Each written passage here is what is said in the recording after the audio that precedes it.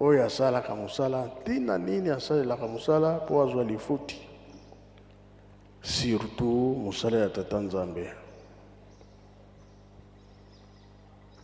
Nkolo Yesu ayaki mpona kobikisa,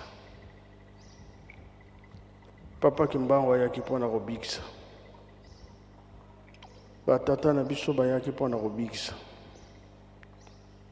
Bango mpe balobi tosali oyo tosali,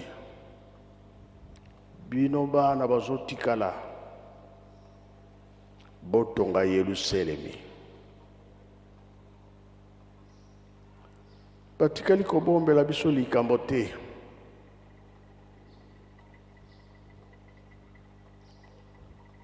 Makambo bibango batikelaki biso pasi ya moto mwindu, ezalaki boloko ya moto mwindu 4400 ans. Papa dangena na bomwana na ye akendaki na Mbanza Kongo.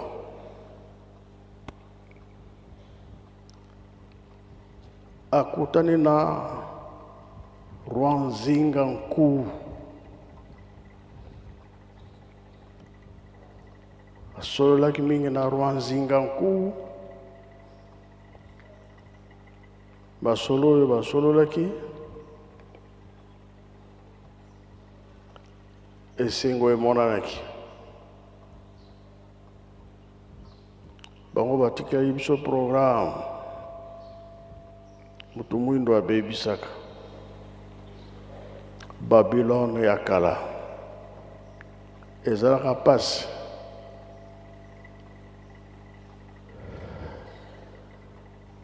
ya kotonga ndako awa na se tina likolo ya Nzambe. Nzambe asili kaka. Tango na biso sikoyo totonga ndako ya Nzambe, Babele ya sika. Papa lobi clair, Babele ya sika nkamba. Yango tozali kotonga. Sikoyo tomoni susuke numero ya sika, numero de ya sika bimi na Angola. Atongi nkamba kuna. Emonisi biso pasi. Tomoni ke biso totika kaka totonga nkamba kuna makanisi ezali te. Yango tolobi oyo asalaka mosala tina nini asalelaka mosala. Toloba tolanda oyo Nzambe alobi, kasi oyo moto azali kosala te. Place totelemini nde yango wana. Makambo papa balobi tozo changer yango wana tozo koluka etumbu. Ata bino moko bokenda kokanisa na ndako.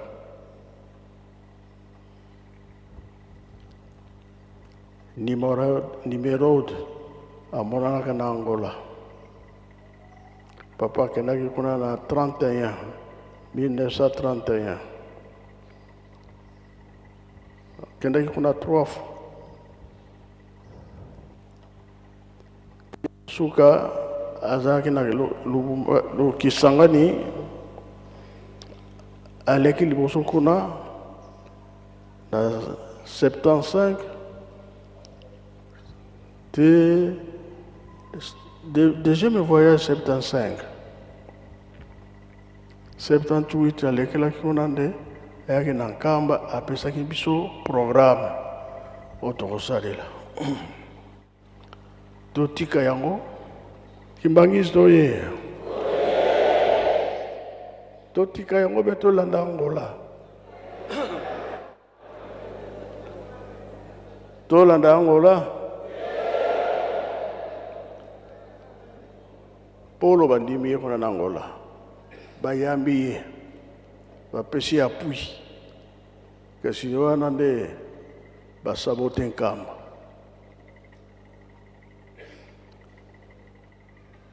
koreki yo nzambe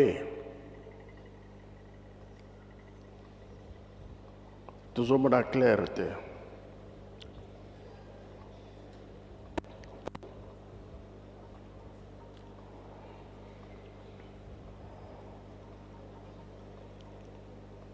oyo ezomonana lokola ke kulungu mbimbi moye tokende lisusu ezali te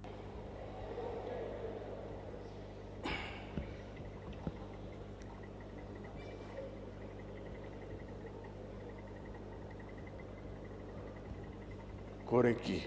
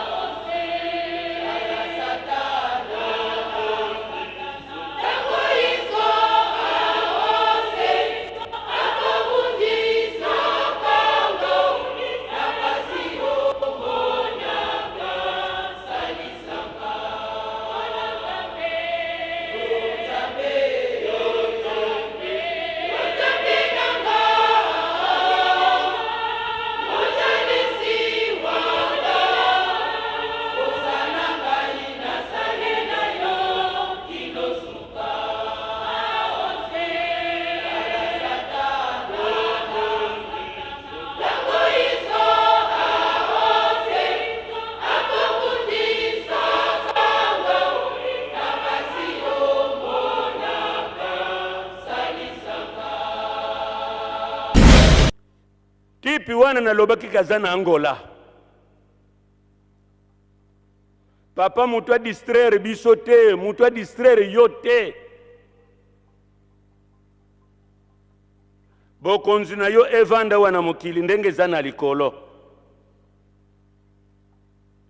mayo sengi na etonga na yo musala na yo wana biso tokozwila ngo litomba parce que oza koluka sauver le poso nyonso ya mwindu tozala malamu nsima na yo papa tolia biloko olie tolia biyebangulu basengeli kolia biso tolia biloko ndenge wana te papa kombo na yo ezala bule kombo na yo ezala lukumu likambo kaka biso tosengeli kobatela bokabwani libela na nkadya mpemba papa yo moko tala agenda na yo mema biso esika makambo na yo mazali kuna na longa papa bana na yo bakosala mayotindi mema mokili esika yo olingi papa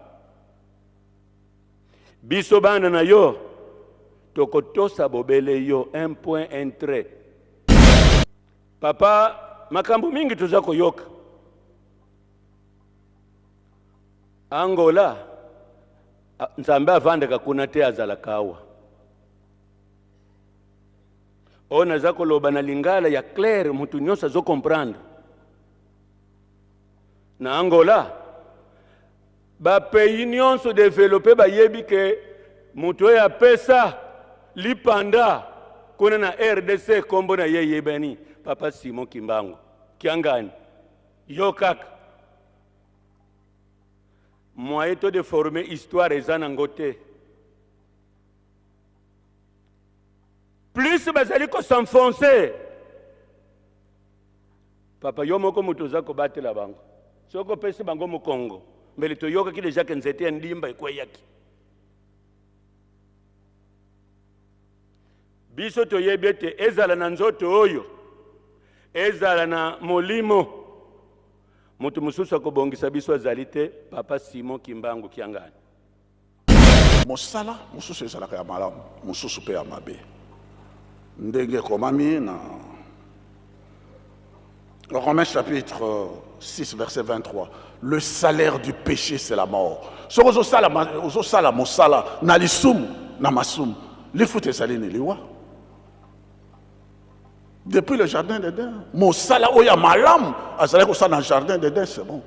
Moya mabe et même qui est na liwa. Sala mosala na nzambe na solo. Tata molimo mon centre papa, mon kondiabo le papa Simon Kimbango Kiangani. Pour amone que to komi na tango ya suka ya bana na nzambe sengeli ba zwali futi na bango. Yo sa komona batata ba mama. Apesa kinzemo to ye makango. Sala mosala na nzambe na solo be. To sala mosala nzambe na solo be, na solo be, na solo be. To sala mosala na nzambe na solo be, mokili mobimba mobikisama. To sala mosala nzambe na solo be, na solo be. Na solo be, to sala mosala nzambe na solo be, mokili mobimba mobikisama.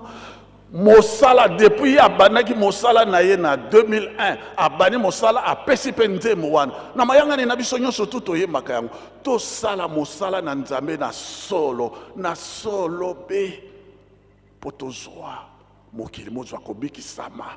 Mosala na nzambe osali yango na solo be mokili mobikisama.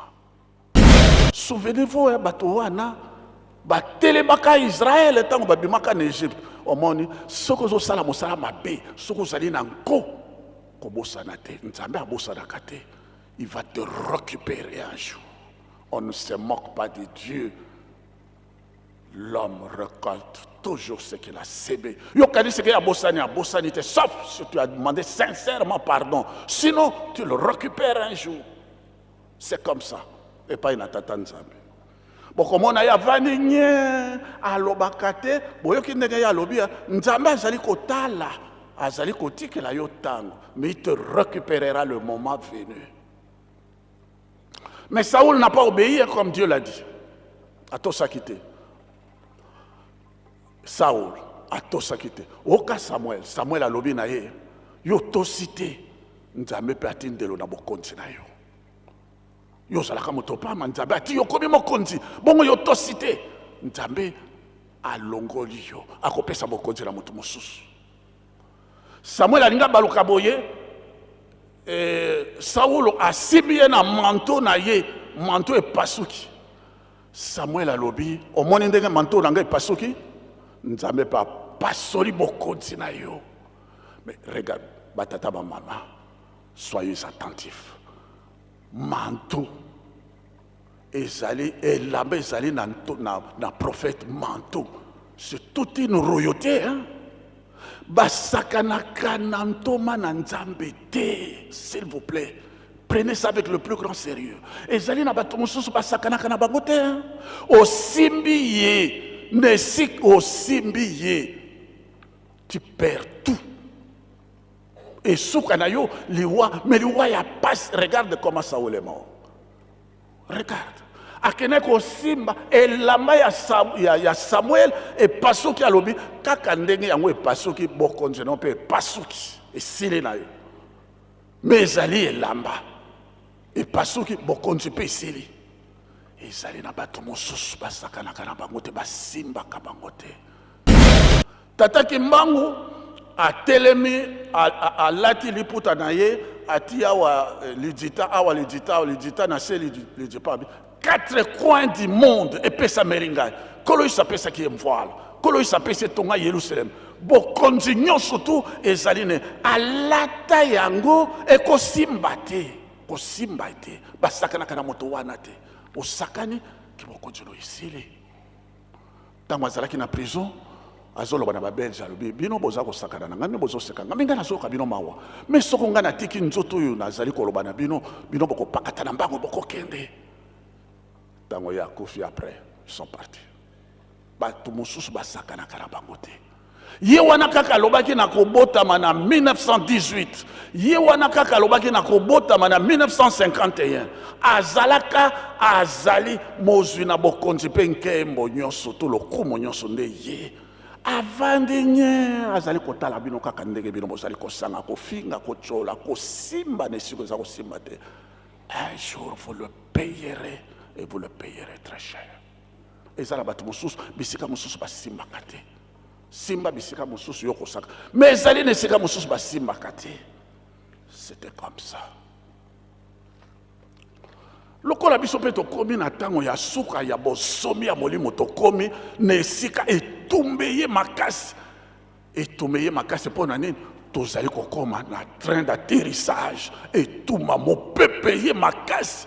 Heureusement qu'il est Dieu le Saint-Esprit. Tosambela mingi. Ba programme oyo batatande batekela kibiso. Tomonike tukomiko babes. Tosambela mingi.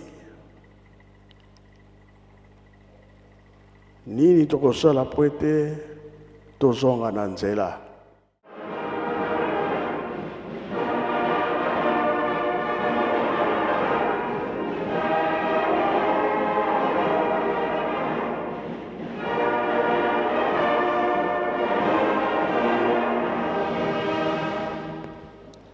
Tusamba ensambu za mfumu wetu Yesu Kristo yezola kwa nzambe wa sedito ye untwadi ya mwanda velela bika wakalanga yeto tuka wa yelemvu se mwane mwanda velela. Amen. Nakomba tata mwana pe tata molimo santo. Tolanda ki matei na biso, mama pasteur ateya ki biso. Abandera ki banzemba bayuda. Akena mibeko bayuda. Akena mibeko. Mikana na ya suka toyoki to bomba to sale la po mukorowana to bika. Tingi tolobelaka yango ntango nyonso bapapa batikelaki biso makambo misato bolingo mibeko mpe misala.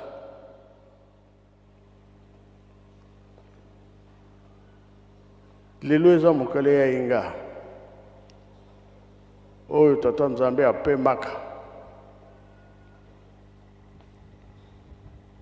yango totia mokolo ya misala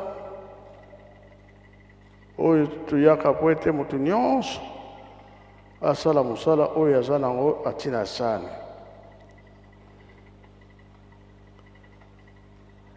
Pe baprogramme mingi tozaka nango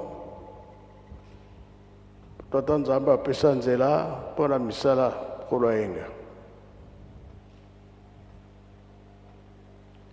Lelo na Pointe Noire, na Kwilu, Niari, Bwenza, baza na communion.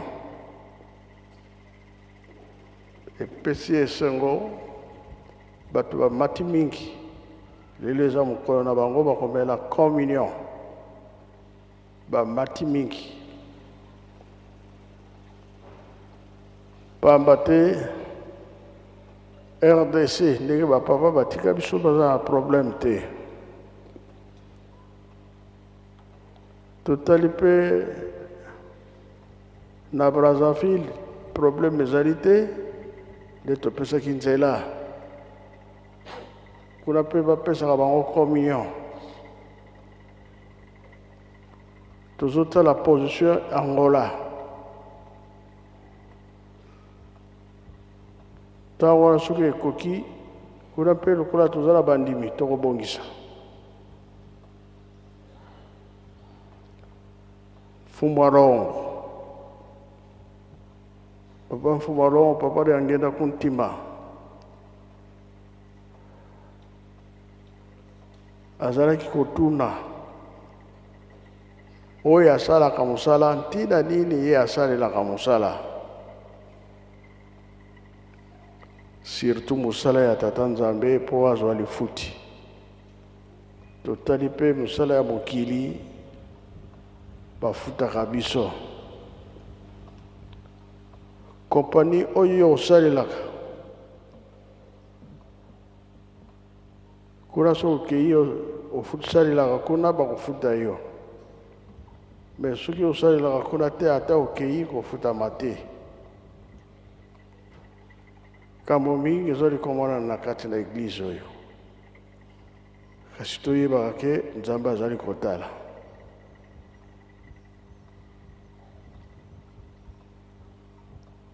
Papa Kabemba boyana na papa elebe muta muntu yaka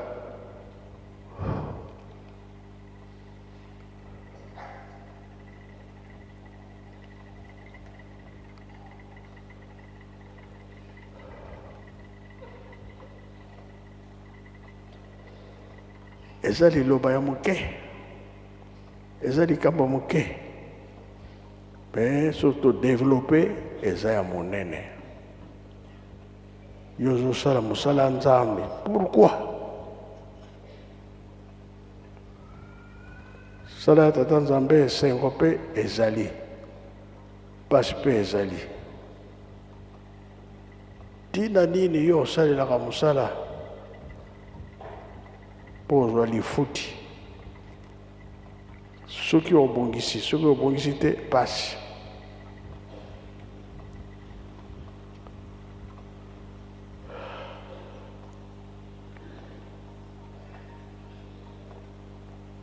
directement Papa Kabemba oleka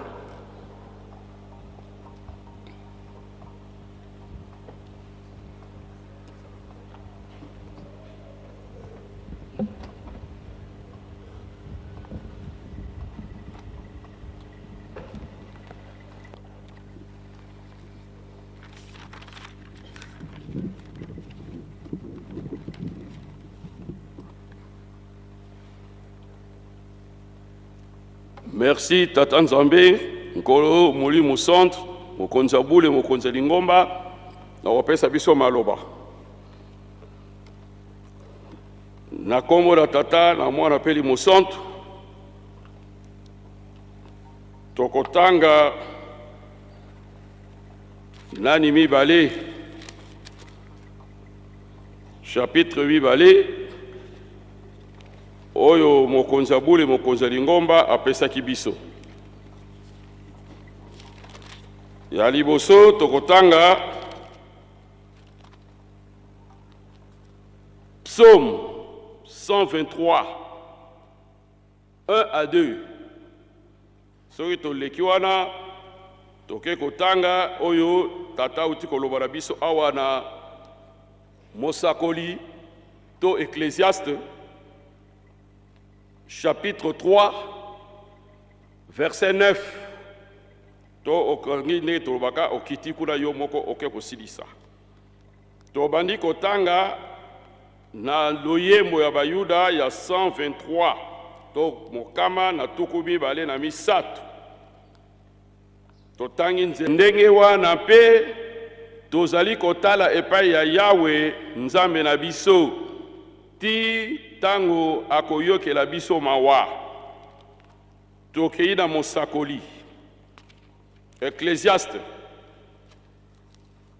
chapitre 3 verset 9. Elobi boye litomba nini moto azwaka na mosala oyo asalaka. Litomba nini moto azwaka na mosala oyo asalaka. To lelenge ya moto asalaka tina nini ya asalelaka. La kombo na tata na mwana pe tata Molimo Centre. Na kombo na tata na mwana pe tata Molimo Centre. Tolandi motuna oyo tata a introduire yango na mosakoli chapitre 9. Chapitre 3 verset 9 lui mosala o muto asalaka na tina nini. Abi ye moko apesi yango ya lotena tina kozwa lifuti. Yango wana enchaînaki biso yango na psaume 123. Ete baumbu batalelaka mosala na bango, mokonzi na bango. eliko ba mosala oyo tosalaka osalaka ngo epai ya nani mpe lolenge nini yo osalelaka yango bawumbu ya mibali batali kotala epai ya mokonzi na bango ya mobali bawumbu ya mwasi azali kotala mpe na maboko ya mokonzi na ye ya mwasi na ntina nini pamba te lifuti na ye ekowuta kuna epai ya mokonzi na ye lifuti yango batata bamama ezala ya mbangu ezala malemu esengeli mowumbu azala na confiance ayeba malamu mokonzi na ye ayeba kosalela ye azala na confiance epai na ye parce que lifuti na ye ekowuta kuna na maboko na ye mowumbu akoki kozala motema moto te nazwa yango kaka lelo mbala mosusu mpe osali mosala te sans esili te olingi bafuta yo ezalaka te mowumbu akozalaka na patience wana yango nde caractéristique ya liboso ya mutu na nzambe ezaleli na ya liboso ezali patience motema molai motema kokita mutu na nzambe azalaka motema molai moto te me lokola ezali lifuti na ye eleka 2 jours eleka 3 jours akozwa ngo kaka mpo eza lifuti na ye mpo tasalaki mosala na elanga na ye yango wana Habakkuk na chapitre 2 verset 1 jakaba okitata la verset 3 okomona ngo bazali koloba ete lokola eza elaka balakanaki na mokonzi na ye soki ntango ngo ekoki akozwa yango soki ozwi yango te elambela yango kaka ekosalama kaka ekoki koleka te kasi tozala lokola baoyo bazali motema moto te oyo bazangi kondima te oyo bazali na confiance te na nzambe mpo ete etondi ezalaka lolendo mutu azalaka motema moto oyo azalaka na confiance na mosala na patron te azalaka moto na lolendo atondisami na lolendo yango epesaka baconséquence ebele epai na biso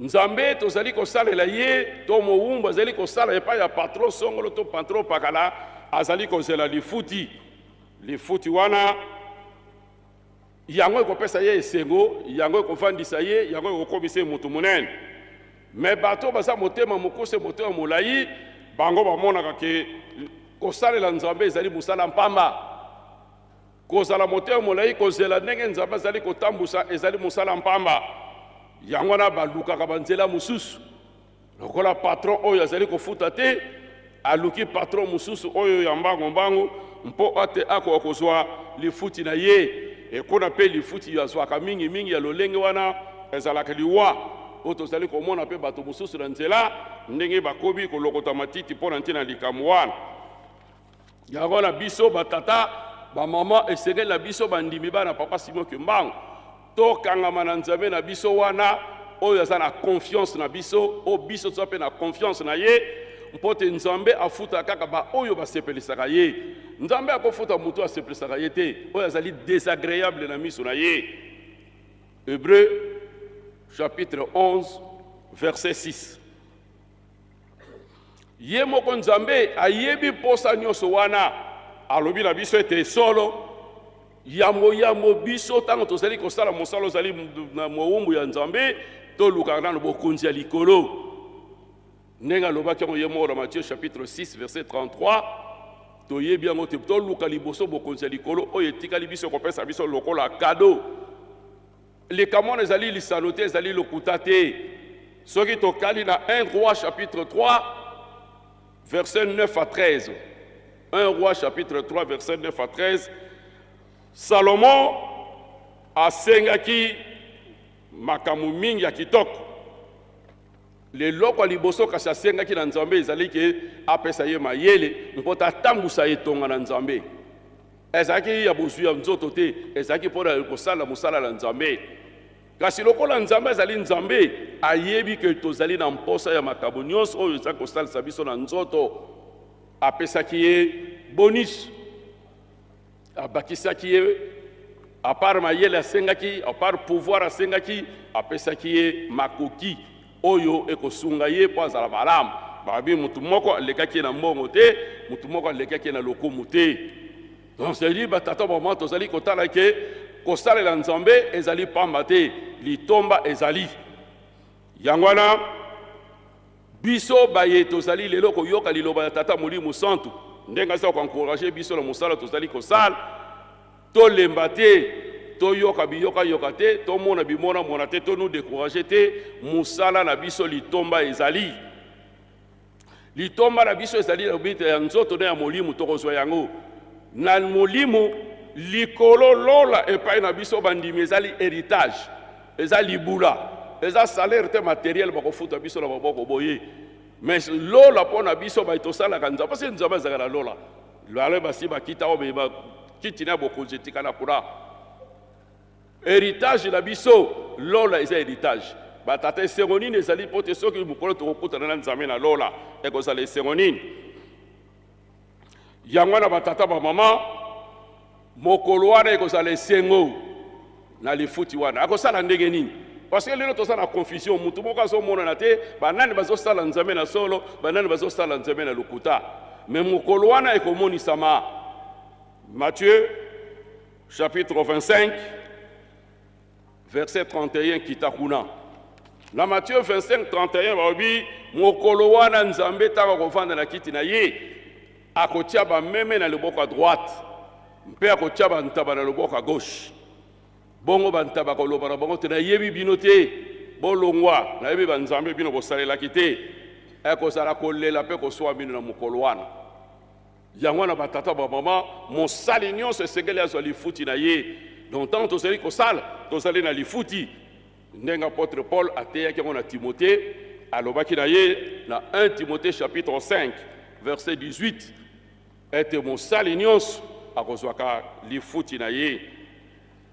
Donc musala tozali kosala lifuti ezali. Lifuti na biso ezali déjà na provision. Eza déjà ebombami tozala banze mutema mingi malunda makuna kuzulu pona biso mingi ebombama likolo mingi ebombama na se parce que papa diangene za koloba biso te nkemo na bana na nzambe ekobanda na nzoto yo oyo awa na se pe na likolo esika ya bongisaki. Provision ya biso ya bana na nzambe. Luc chapitre 10 verset 7. Na Luc chapitre 10 verset 7 balobi nzambe akoloba na biso bana na ngai boya bovanda bolia bomela pote musala oyo yango bino bosalaki. Ndenge tosalaka musala awa na se ndenge tata mokonzi abula uti koloba totiaka mwa sani kelenge te kele tozali kotonga ndako na biso la lola tozali komibongisela pe awa na se parce que yango pe lifuti na biso. Yango wana nzambe akosaka te oyo alobi na monoko na ye yango ya kosala kolia komela pa na biso bana na nzambe ezali tozala kaka makasi tozala kaka na confiance na ye.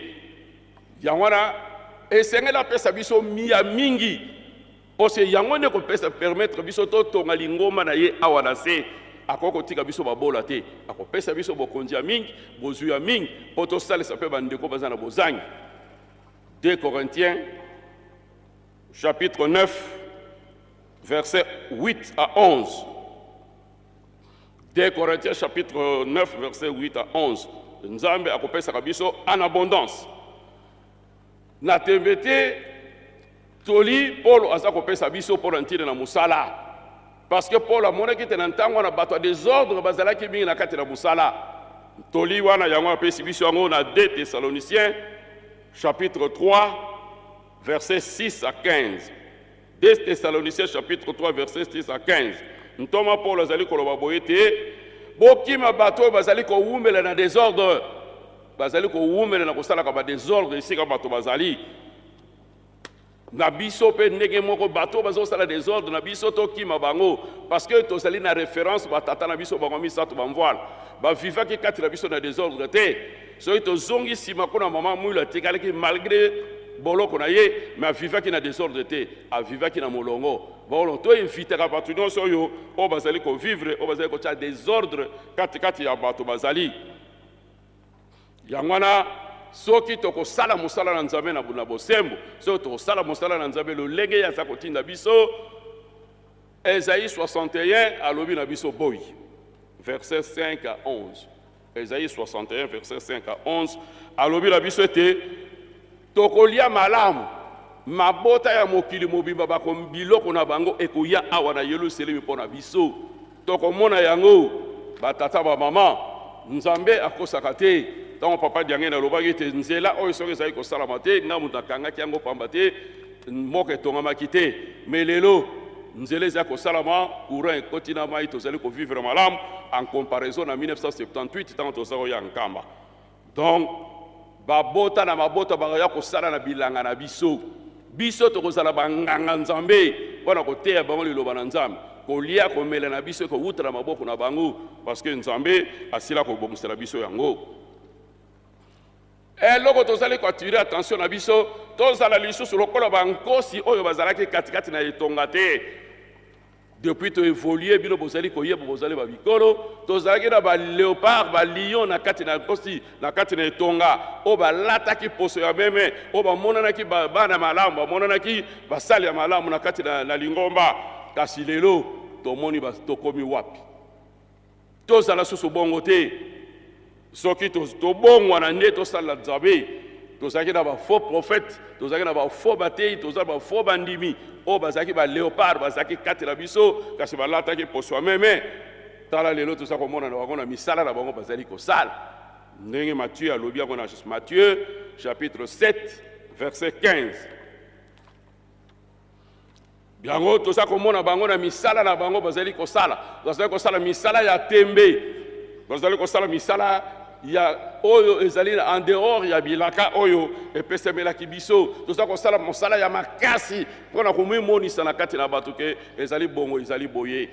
Nzoko nde Zacharie na chapitre 4 verset 6 Nzambe azali koloba te mosala na ngai esalamaka na makasi ya nzoto te. Mosala na ngai esalamaka na makasi ya makanisi te, mais mosala na ngai esalamaka na molimo. Mosala molimo batata ba mama yango tozali kosala misala molimo. Lelo bapesi biso tokomi na nzanzalonga. Na nzanzalonga tozali kosala misala molimo, misala ya promesse oyo eza na elaka ezali na signification na yango. Alors tosenga na biso tosala makasi tokima mbango to réaliser likamwana na échéance oyo epesameli biso po tozali kobenga na retard ya 10 ans. To mona yango te to bakisa lisusu te parce que ya liboso yango eso pesa biso pasi nan to longoli yango te sera to sala makasi to longola yango mpo ete retard ezala lisusu te. Mais kasi pona ba oyo bazali kopona nzela ya mabe Nzambe Dieu ne fait exception de personne. Nzambe atala elongi ya moto te. Nzambe soko sali mabe okozula yango etumbu soko sali malamu okopesa yo pe nani ya malamu. Colossiens chapitre 3 verset 25. Nzambe atalaka elongi te, Nzambe atalaka malamu. Atalaka motema. Tangu wana mokolo ne kokoka nde tokomona likeseni ya ba oyo basalaka Nzambe na bo basalaka Satana. Tokomona likeseni ekomona na likolo te likeseni komona na awa. Bandani bazako sala Nzambe na solo, pe bandani bazo sala Nzambe na lukuta. Malachie chapitre 3, versets 16 à 18.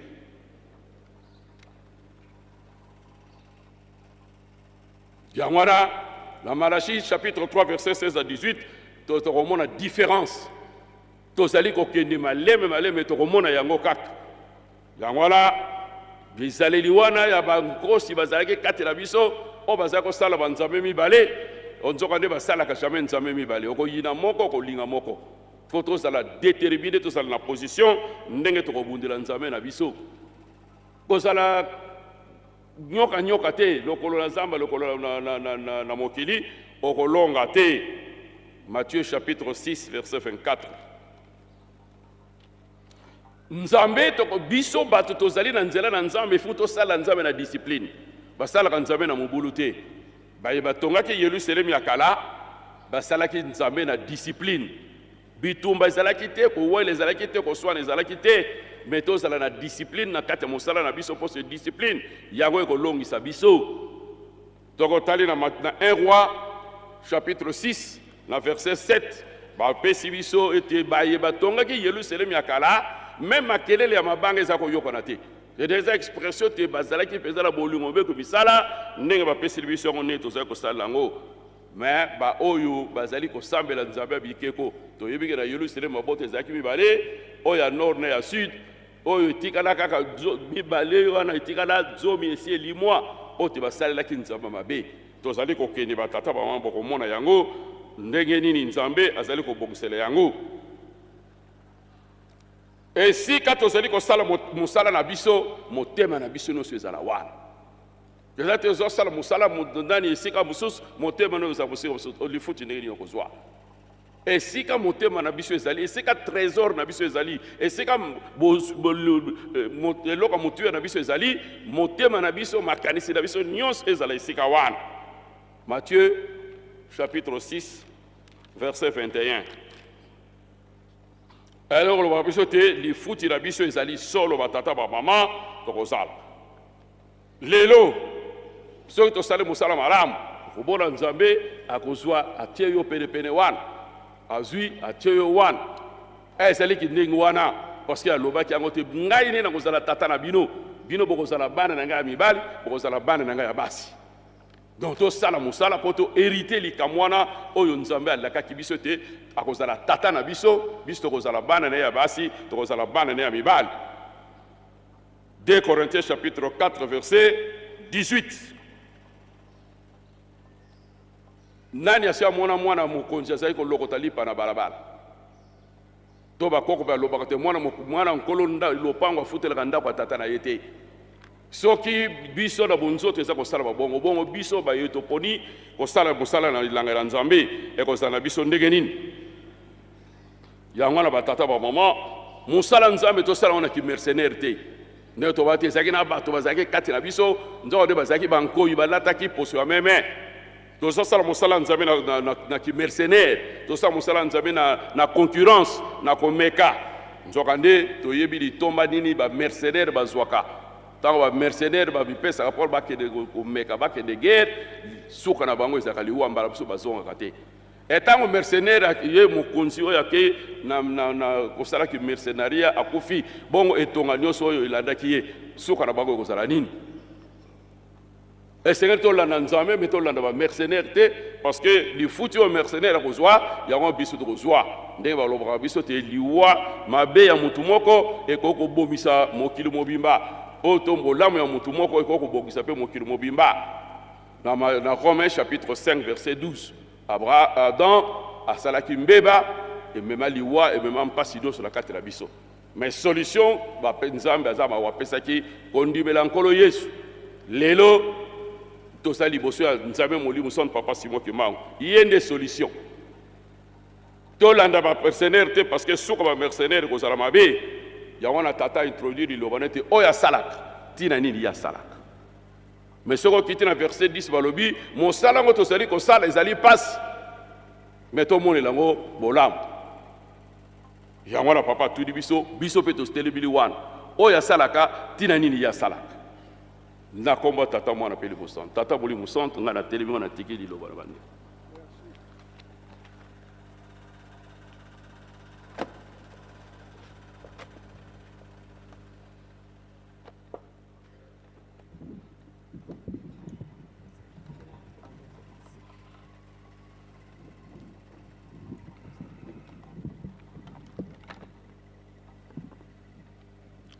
Na nkombo na nzambe tata mwana tata molio mosantu tata molio mosantu papa Simon Kimbangu kiangani topesi merci na maloba yo pesi na biso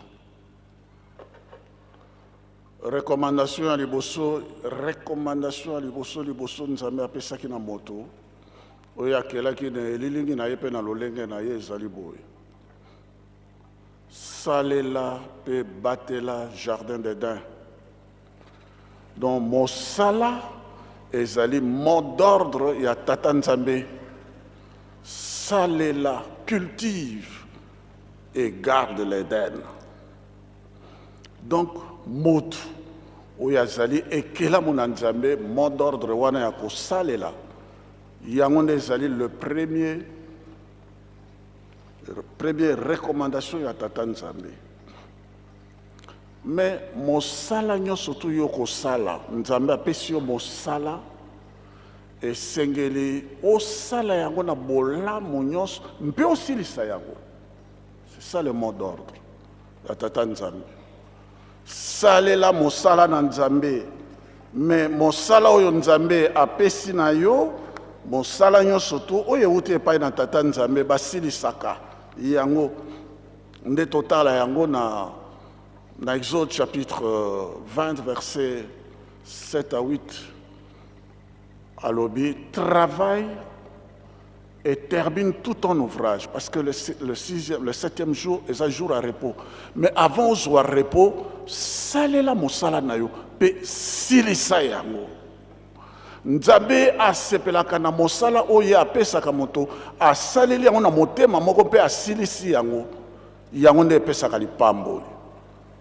Yango na Moïse avant apambola Israël, mosala oyo Nzambe apesaki na bango, Nzambe atalaki soko ezali conforme na modèle oyo Moïse atalaki ezali conforme na modèle oyo alakisaki ye na ngomba oyo ezali na lola.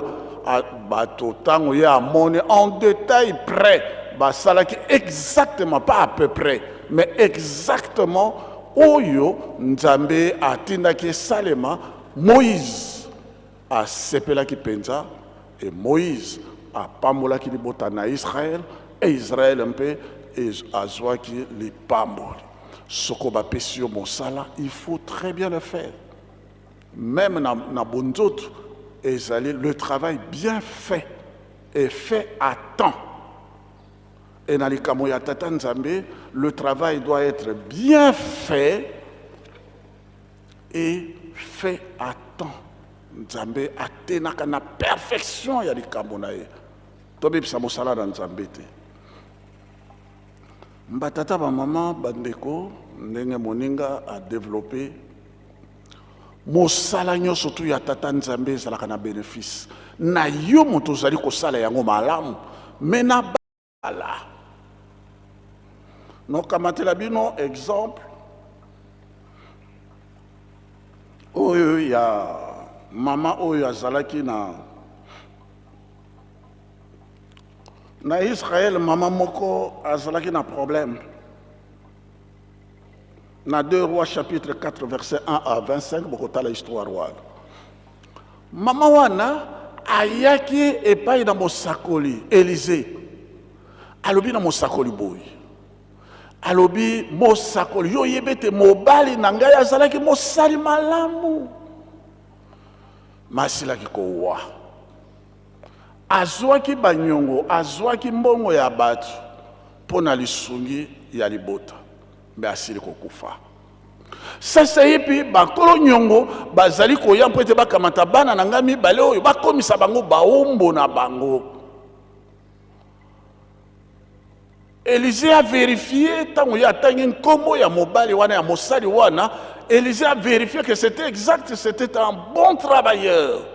Azalaki mosali malam et akokaki kotika te que postérité na ye mwasi na ye na bana na ye bazala na kati na mpasi.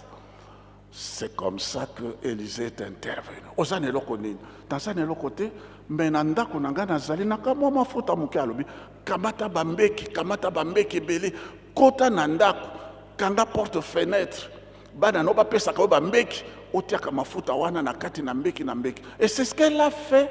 Et bambeki etondaki na kati na ndako wana ebele penza ye kopesa rapport alobi mafuta etoni. Voilà le miracle. Le miracle ne se produit que lorsque tu as fait le travail de Dieu avec conscience. Nzambe akotika yo te, akosalisa yo, akosalisa pe libota na yo, bakozala na lipamboli. Le miracle ne peut se produire qu'à ce prix-là. Élisée alobi teka futa nyongo, pe oye kotika la, olia yango na bana na yo. Voilà comment cette famille a été sauvée. Na mosala malamu ye tata salaki. Soki ozali kosala mosala malamu yebaki ozali kobikisa libota na yo. Ata yo wei libota na yo ekobika. Boli Misanga, c'est peut-être un exemple que je prends comme ça. Oli Misanga. Botali tato ba pesa kambote directeur de cabinet. Loba makamo ya kalape ya sika dir kapo ya vandi. Tata naye azalaki bazalaki ko benga ye surveillant mondele.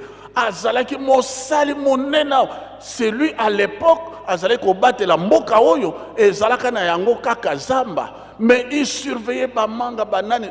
Son père a beaucoup souffert na mosala na ki surveillant ya ville sainte oyo tata mondele.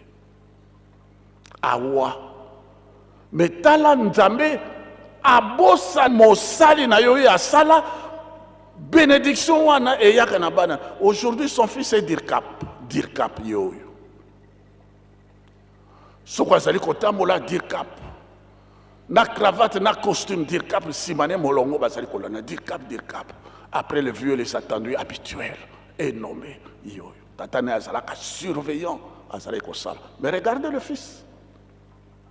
On peut prendre toujours kamata yakala, mais toujours kamata pe yasika. Regarde, dirkap, azako tamol, téléphone ba méga pamba.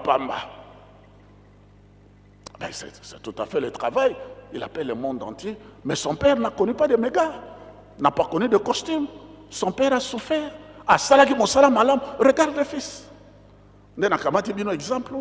Motowana salaki malam, mais bana ne batikali ko bénéficier, ils allaient être des esclaves. Mais compte tenu à mon sala malam ou ya tata, on a fait le miracle et la famille a été sauvée. Voilà. Yangwana David, le roi David a lobi boye. Ngai na salaki mwana moke na koli, mais na tikali jamais comme on a été. Ce que j'ai dit à Dirkap, c'est juste un exemple parmi tant d'autres. Nga nazoloba oya kalame nazoloba pe ya sika oya uti côté ya biswa papa Kabemba ne prend que cet exemple papa Kabemba ba chapitre belé azako nyokwa manangwa. Mais tous ces enfants sont tous des licenciés ya basi na mbali on soba kena na Canada. Maman Mikala zalai ko vanda a kufi presque pauvre. Mais regarde, banane bazana Canada, soto comme le 18 mai, au moment où nezali ko sala mawa, la famille de maman Mikala bazali ko sala côté antinsa ni ko le campé ba oyo nyon surtout zo benga ba inspiré $1000, $2000. Et David alobi na tikala ki komona tete moyenge bene. Nzambe atikaye. Mosali malam moyenge bene na tikali komona tete nzambe asundoli moyenge bene. Et la postérité de juste ne mendie pas le pain. Psaume 37 verset 25. Na tikali komona teke mwana na moyenge bene mandi son pain. Nzambe akutika kate. Sala mosalo yo nzambe apesi yo e banana yo moko nalibota na yo nzambe ako abandonner bango te. Ils ne seront pas des mendiants. Nzambe afutaka zalaka na nyongo na motu te. Nzambe azalaka na nyongo na motu te. Oya salaka nzambe afutaka pe au-delà de vos attentes. Parce que salaire ya tata nzambe kolo yo salobi bino bato botikali biloko na bino nyonso to bolandinga na mosala oyo. Vous allez récupérer au centuple le salaire de Dieu. Awa na bokilo ezalaka toujours au centuple de ce que tu devais avoir. Au centuple. Jésus-Christ qui a dit ça. Et dans le siècle à venir, la vie éternelle. Bon, moi, seko dans la vie éternelle. Nzambe afutaka. Nzambe obisoto zali ko salela papa Kimbangu afutaka. Na ko multiplier bino exemple. Papa Diangue na zalai koloba. Tokoki kobosa na bomoko te, toko bosa na ndendaka te, toko bosa na kandolo te, toko bosa na batoti atangi pa bombutu. Bo bazalaki na tango ya na le groupe de Mbinza. Bato wana basalisaki biso na tango ya passe. Tokoki kobosa na bango te. Il a dit ça le 12 septembre 1991. Je vous donne la date. Soto busani bagwe ko sala lokole ingratitude to bosana bangote batu wana basalelaki basungaki balobaki babundelaki likamuna tataki mbangu na tango na mpasi. Mais regarde ce qu'ils ont eu comme récompense au centuple. Il y en a qui sont devenus des présidents de la République, il y en a qui sont devenus, même leur postérité ne mendie pas le pain. Nzambe oyo biso tosambelaka tata kimbangu afutaka au centuple afutaka.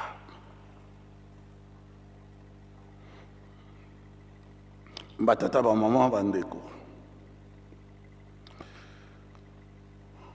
toka matadenere mosala mususu ezalaka ya malamu mususu pe ya mabe ndenge komami na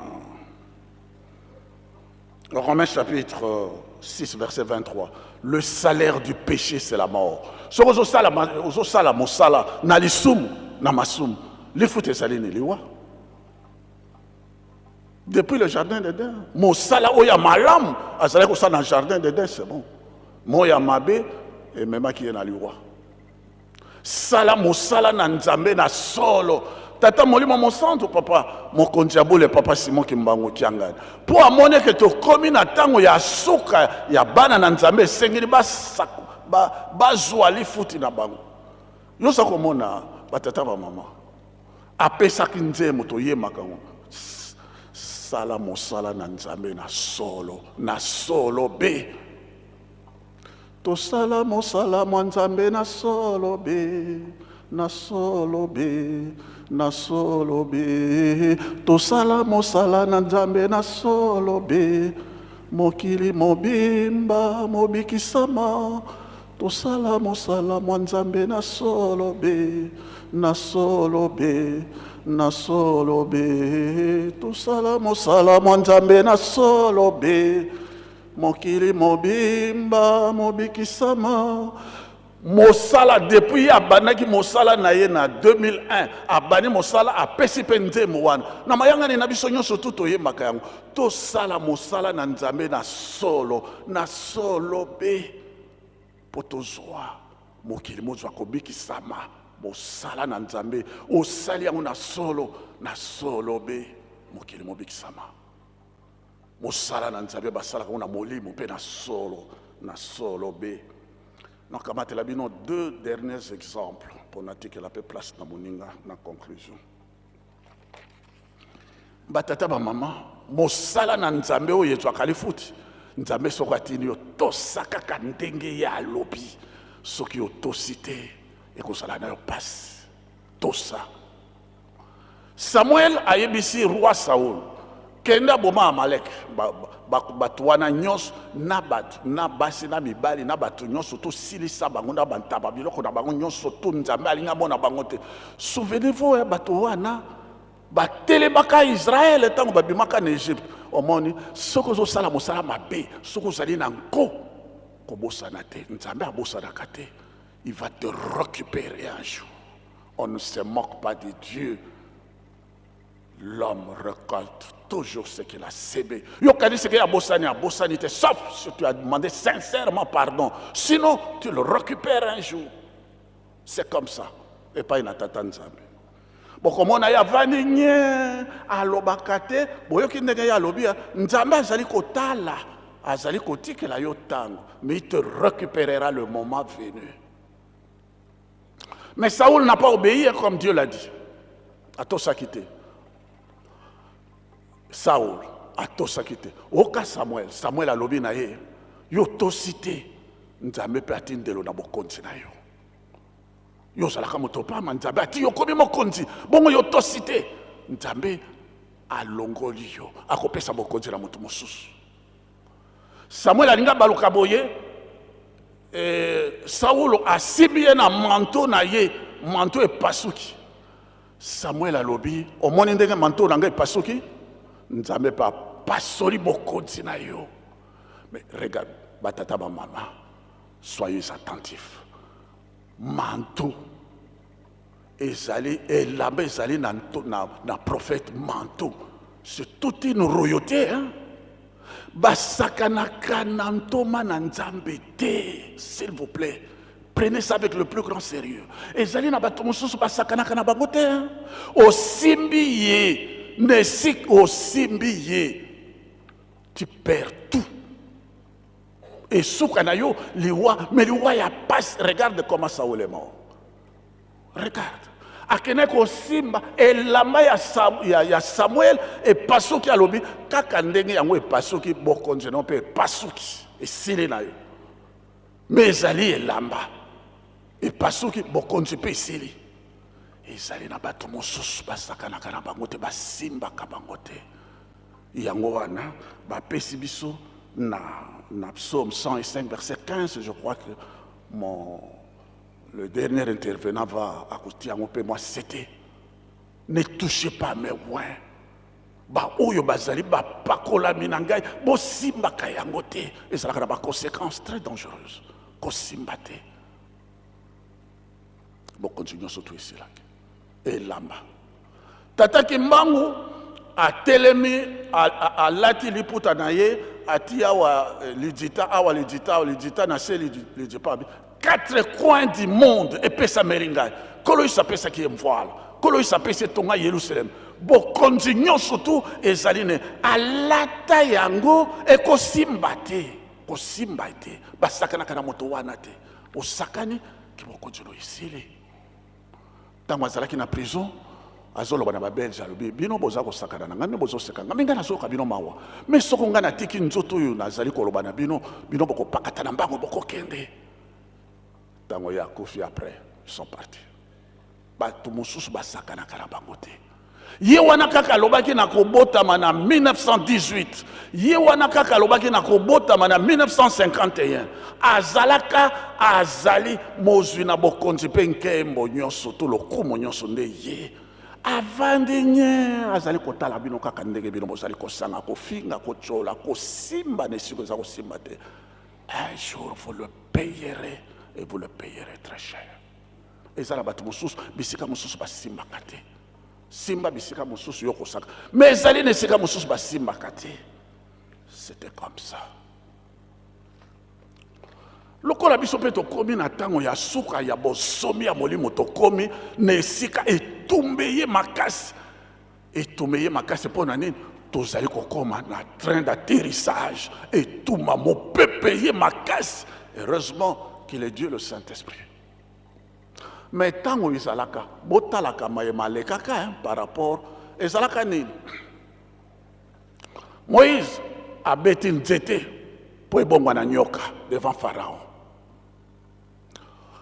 nzamba tombolaka bato mosusu po alakisa makasi na epe lolendo c'est aussi un mal nécessaire soko moni moto azali kotumba mozimbe se avimbi akomi soko ndenge nini nzambe alingaka mpe bongo po alakisa makasi na ye nzambe abunaka alakisaka makasi na bizengi te na balembele te il faut être fort bato babangi yo nzambe mpe alakisa makasi na ye c'est aussi un mal nécessaire abeti nzete ebongwani ekomi nyoka Pharaon abimekoma ngai mpe awa nazali moto allez bino mpe bobwaka ya bino banzete babwaki banzete ekomi mpe banyoka biomoni ekomi lokola concurrence ndenge Pasteur Kabemba alobaki lokola concurrence oyo nzambe na nyoka Moïse asimi ngendani oyo bango mpe banyoka na babono nzambe je vais vous prouver le contraire banyoka wana nyonso tu Moïse était na etika lobe moko Moïse asimbi à partir de ce moment là Pharaon ne contrôlait plus rien, ne dictait plus rien. Il subissait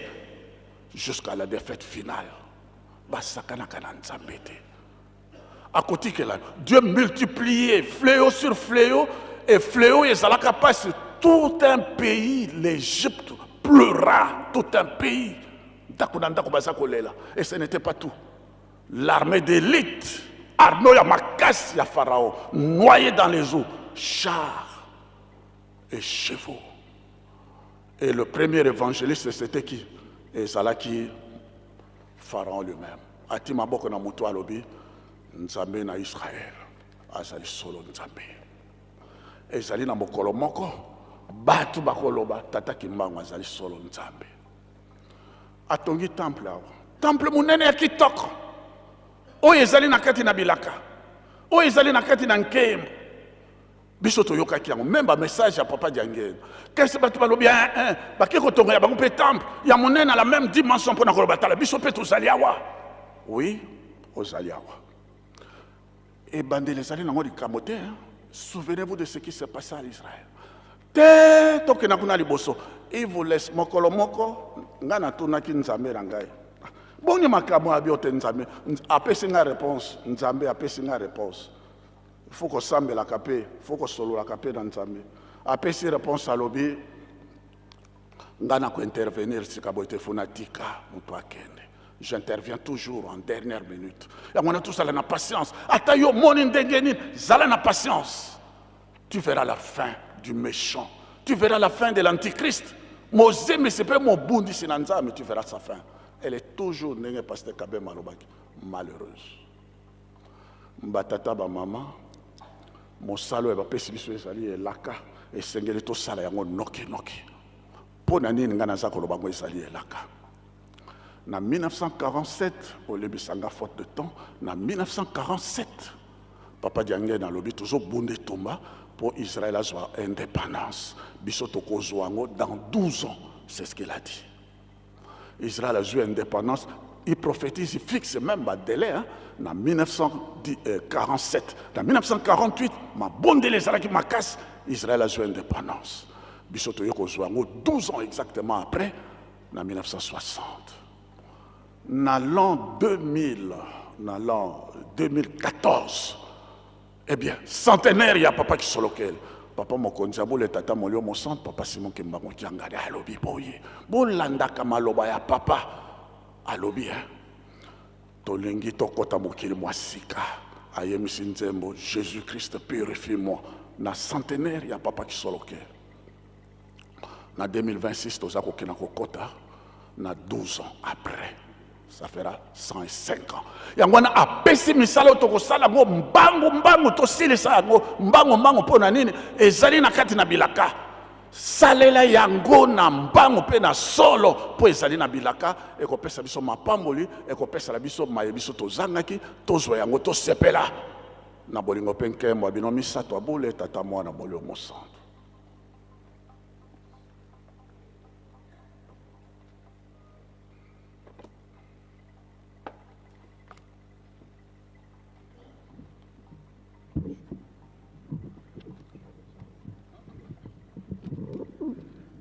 Na kombo na tata na mwana pe molimo santu.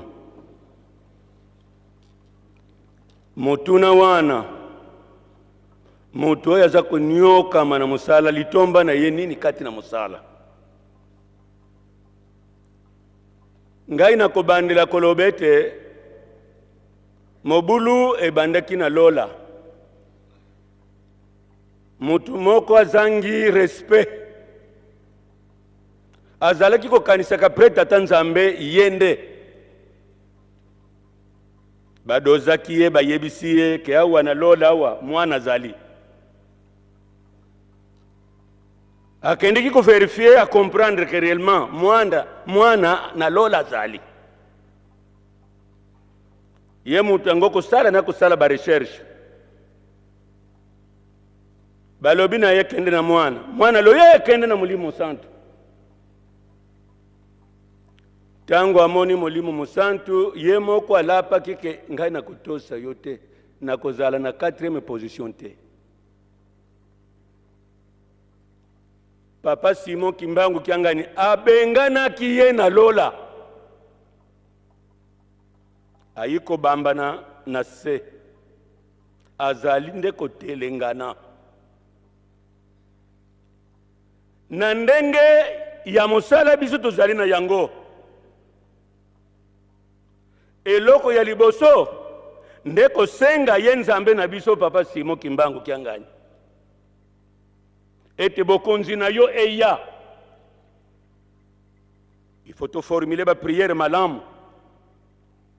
Que Papa Simon Kimbangu Kiangani Nzambe molimo mosantu bokonzi na yo papa eya, que ton règne vienne. Elle était to e basi le yasu. Tindika bukonzi na yo na mokili. Mutu akotia tembe na yo azali na yete.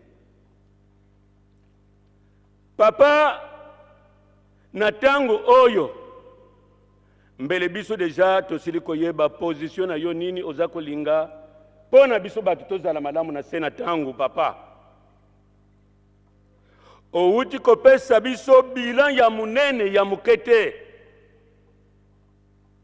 likambo oyo toza kuyekula oyo baweyi baza kosepela biso pe toza kosepela mutu kaka kuzanga kosepela oyo kweyisaki tipi wana nalobaki kaza na Angola papa mutu a distraire biso te mutu a distraire yo te bokonzi na yo evanda wana mokili ndenge eza na likolo mayosengi na etonga na yo musala na yo wana biso tokozwila ngo litomba parce que oza koluka osauve loposo nyonso ya mwindu tozala malamu nsima na yo papa tolia biloko olie tolia biyebangulu basengeli kolia biso tolia biloko ndenge wana te papa kombo na yo ezala bule kombo na yo ezala lukumu likambo kaka biso tosengeli kobatela bokabwani libela na nkadya mpemba yo moko tuna tingai papa butandungi wapi na koko bwaka satana papa bwaka ye na loje ti non tuuti ko récupérer kaka kayen il n'y a pas longtemps mais esika papa la musila kingai bongo que Satan akoki kozanga kozala moyombe te ayebisi ngai tala soko traîner opesi nga position te nazotinda Satana na mayombe papa kotinda na mayombe te papa po na mayombe batu mingi balongwaka kuna papa mususu basala bambula depuis bayana misala ya lingomba papa kasi loba sikawa nalobi papa na bonzambe na yo tia ye esika ezali pene na yo moko na premier poste yo moko papa gérer ye papa biso déjà tito vandia wato yebe te bulamu ezako ya parce que batu bakuute bikolo na bikolo bakuya kuluka yo papa na bakufa ke bayebaki bamboka na bango te bakoya na nkamba yo koyebisa bango yo kombo na yo kingandi mboka na yo ezali na continent kingandi kombo ya mboka tel yango biso toza kozela na tango yo papa mais distraction ya bana ya Satan papa ekoki nango ko préoccuper yo te po eza bikelamu na yo mokolokolo bete okangi garçon wana po odirige ye na premier poste biso tokoya kopekisa yo te papa nzambe na biso toza kolanda yo toyebi ke bomoi na biso tokozwa na maboko na yo mboka pe batu bapemelaka ezali ya yo pozwa bomoi ya seko papa yo moko tala agenda na yo mema biso esika makambo na yo mazali kuna na longa papa bana na yo bakosala mayotindi bajipo yesengemi bana na yo balali pongi te mema mokili esika yo olingi papa biso bana na yo tokotosa bobele yo un point un trait papa makambo mingi toza koyoka Angola nzambe avandaka kuna te azala kawa ona za koloba na lingala ya clair mutu nyonso azo comprendre na Angola ba pays nyonso développé bayebi ke mutu oyo apesa lipanda kuna na RDC kombo na ye yebani papa Simon Kimbangu kiangani yo kaka moyen to de former histoire eza nango te plus bazali kosenfonce papa yo moko mutu oza kobatela bango soko opesi bango mokongo mbele toyokaki deja ke nzete ya ndimba ekweyaki biso toyebi ete ezala na nzoto oyo ezala na molimo mutu mususu akobongisa biso azali te papa Simon Kimbangu Kiangani. Kuna tuzali kokende nzambe moko kaka tokosambela mokili mobimba na yango passage oyo nga na kopesa oyo tosengeli kokabwa na libela na etonga ya Kadia Mpemba. 2 Corinthiens chapitre 6 verset 14 à 18. Biso na bana ya Satana bokabwani esalema disjonction. Verbe disiyungere, disiyunkutuma. Ngai nakoki kolala na mabondeli milayi te parce que papa zana ngai longo. Pe Satana akusala ngai eloko te. Parce que même ici, après cette vie, nous aurons la vie, papa zakuna na lola. Papa, ici que nous ozangi kasi. Donc, batata na ngai ba mama, to sambela nzambe na biso to senga yete bokonzi na yo eya. Pe mokano na yo esalema awa na se, ndenge salema kana likolo. Wana kimbangista akotambula tete haute. Tela moi message na kujiko bakisa po baninga nanga basali ya minene. Muntu akokoka na makasi na papa Simon Kimbangu Kiangani na mukili azate na kombo na tata na mwana pe mulimo santo.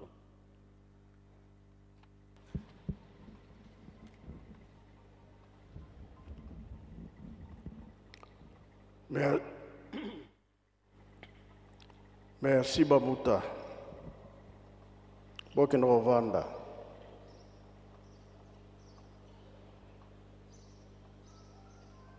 Oyo asala kamusala tina nini asala kamusala po azwa lifuti. Surtout musala ya tata Nzambe.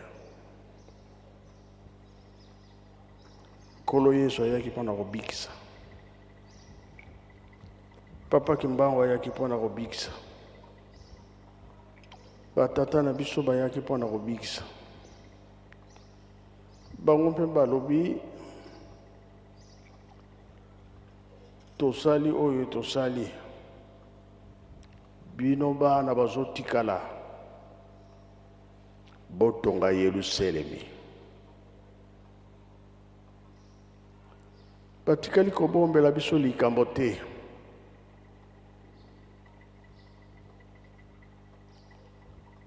Makambo bibango batikelaki biso pasi ya mutu mwindu. Ezalaki boloko ya mutu mwindu 4400 ans. Papa dangenda na bomwana na ye akendaki na Mbanza Kongo.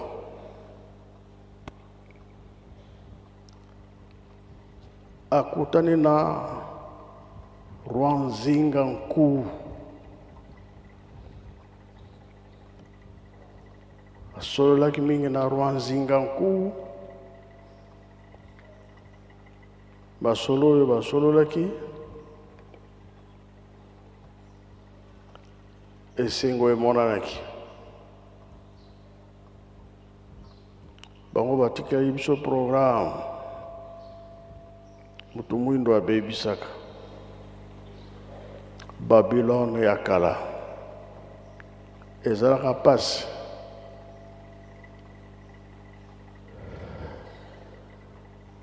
Ya kotonga ndako awa na se tina likolo ya Nzambe.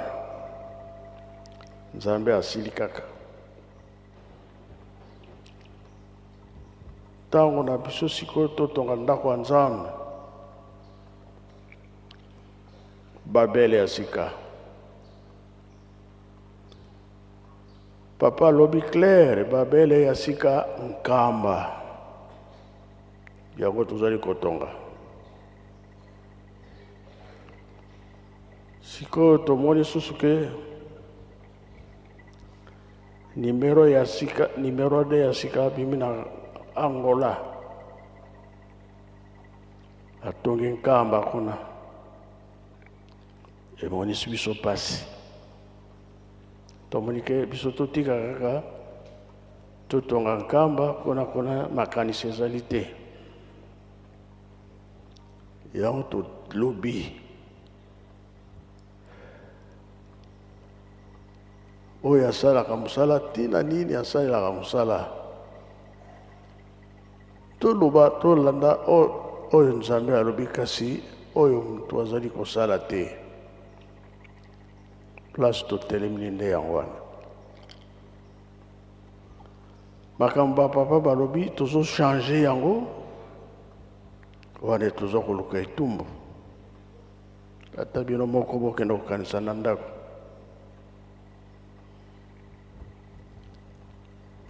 numéro amonanaka na Angola. Papa kendaki kuna na 1931. Kendaki kuna 3 fois. Suka azaki na lo kisangani aleki liboso kuna na 75 deuxième voyage 75 78 alekelaki kuna nde ayaki na nkamba apesaki biso programme oyo tokosalela totika yango kimbangisi toye totika yango mpe tolanda Angola tolanda Angola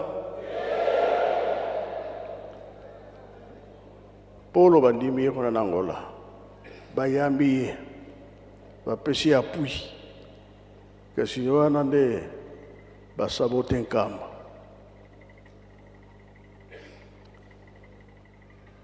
koreki yo Nzambe tozomona clair te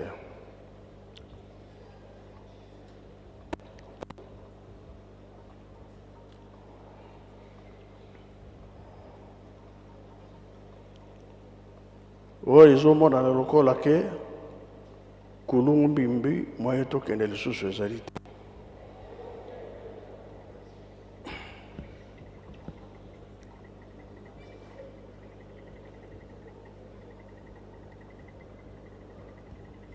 koreki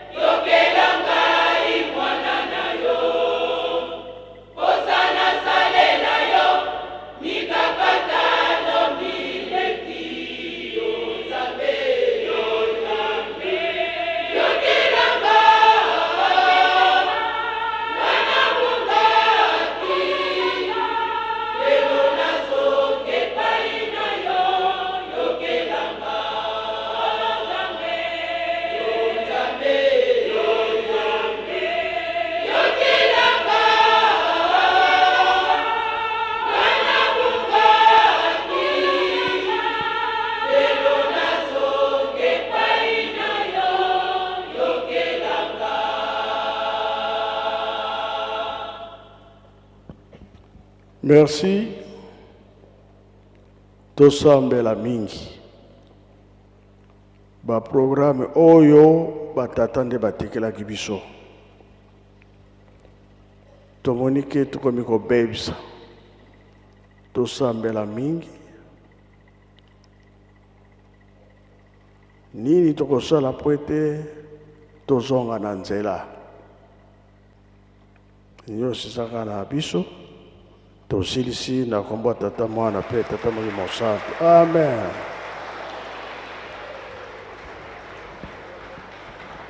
Bika twakubike no moko. Twatonda lusiku musu tutambuli kwa tata Nzambi. Muzola kwa seye mwane tata mwanda velela. Munkumbwa se. Ye mwana. Ye tata mwanda velela.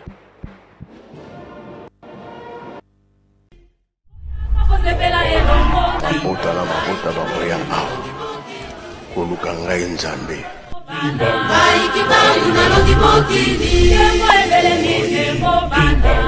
Kibangu na longi mokili